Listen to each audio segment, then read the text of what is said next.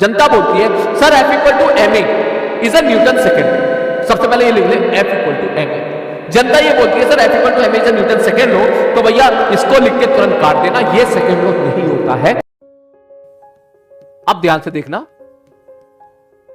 Second law, मैं statement के पीछे नहीं पढ़ रहा, मैं सीधा मैथमेटिकल स्टेटमेंट जाता हूं।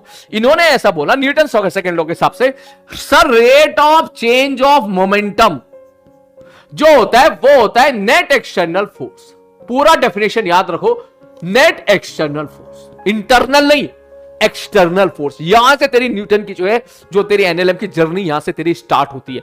बंदे मतलब जनता बोलती है sir F equal to M A is a Newton second law.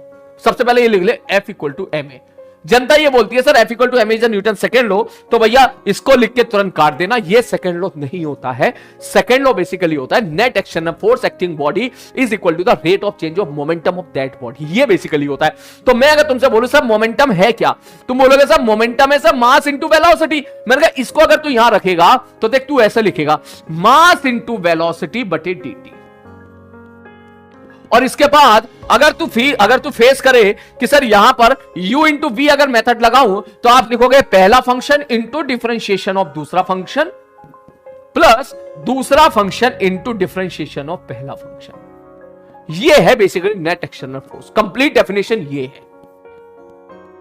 ठीक, अब इसमें अब अगर मैं ऐसा बोलूं कि sir if mass is constant, अगर बोल दिया जाए कि सिस्टम का मास कांस्टेंट है, मास बदल नहीं रहा है, तब तू बोलेगा कि सर मास अगर कांस्टेंट है तो इसका मतलब ये हो गया सर dm बाई dt वाला टर्म तेरा हो जाएगा जीरो, और जैसे ही ये वाला टर्म तेरा जीरो हो जाएगा तब तू बोलेगा sir F net external equal to निकल के आ जाएगा mass into dv by dt। और dv बाई dt होता क्या है, एक्सेलरेशन, ये निकल के आ गया m इंटू a। तो बेसिकली जो कहानी है वो ये है कि इफ मास इज कांस्टेंट तब तू बोलेगा कि सर F नेट एक्सटर्नल, यही है पूरे न्यूटन लॉ ऑफ मोशन में, यही है जो कम से कम 1000 बार आएगा, जो तेरे को पूरा न्यूटन लॉ ऑफ मोशन सिखाएगा कि नेट एक्सटर्नल फोर्स होगा वो होगा भैया मास इंटू एक्सेलरेशन।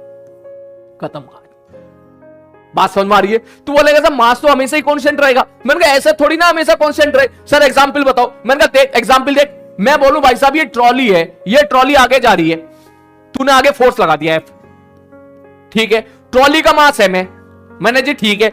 अब मैं कह लूं ऊपर से बारिश हो रही है, टन टन टन टन टन टन टन टन टन टन टन टन टन टन, तो जब अगर बारिश हो रही है तो अब तू यहाँ F equal to M A नहीं लगाएगा। अगर F equal to M A लगाएगा सवाल गलत हो जाएगा, फिर गलत हो जाएगा सवाल।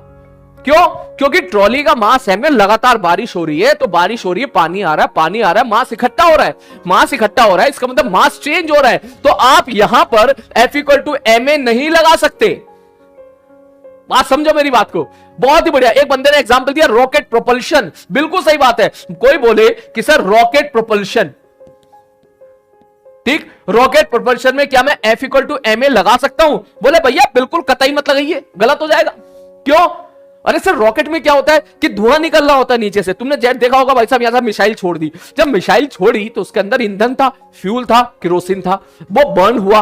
अगर वो बर्न हुआ तो इसका मतलब अब वो बर्न बन के धुआं बन गया, और धुआं बन के पीछे से निकल गया। तो जब इतनी गैस पीछे की तरफ निकल रही है तो overall mass of the rocket तो क्या हो रहा है, लगातार कम हो रहा है। ठीक, तो मास अगर लगातार कम हो रहा है तो दैट मींस हम F equal to M A नहीं लगा सकते। मास चाहे बढ़े, मास चाहे घटे, मास बस चेंज हो रहा है ना, तो फिर F equal to M A नहीं लगा सकते। अगर तेरा मास कांस्टेंट है तब तू F equal to M A